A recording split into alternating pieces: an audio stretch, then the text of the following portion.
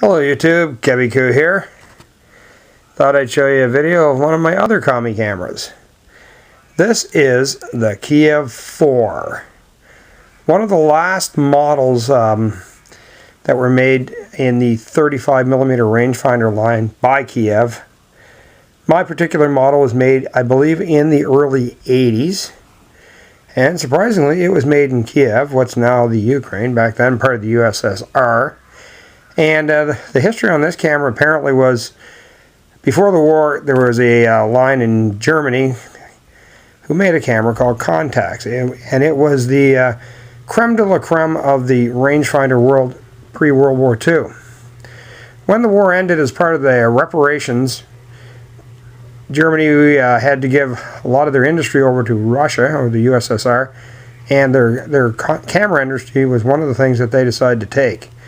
And apparently when these things were first made post-World War II, they were so close that the parts were virtually interchangeable.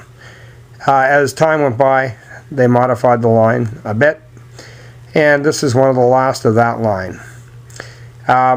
Unlike the other Soviet era rangefinders, this is not based on the Leica system, obviously.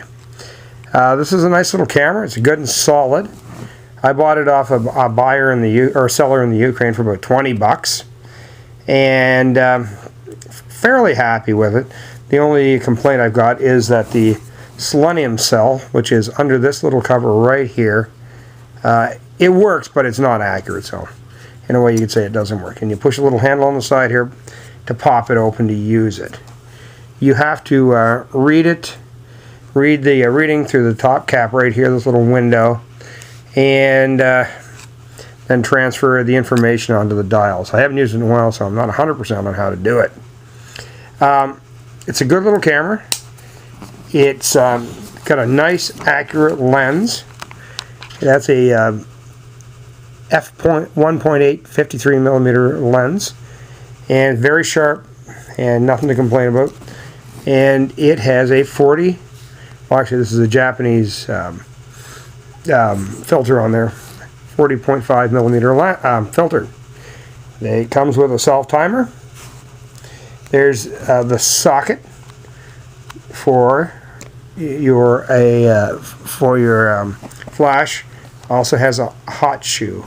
The older models did not have a hot shoe. Top speed of 1/1000th of a second, and just a nice camera to use all around. There's your release right there for the shutter, and just a solidly built little camera with lots of history behind it. I don't know if I mentioned, but it does have a self timer, and to change the film right here, you got two little dials, or two little levers that lift up. You turn them, and the whole back comes off. Nicely constructed. Apparently, these ones were not as good as the ones made in the 50s and 60s, but I have no complaints about it whatsoever. A little bit of leatherette starting to come off right there, but you know what? That's something you can easily fix. So not too upset about that. Came with a nice little plastic lens cap, which is pretty much typical, and a nice hard case, molded leather, and this portion here on the front with the Kiev name on it is made of molded plastic.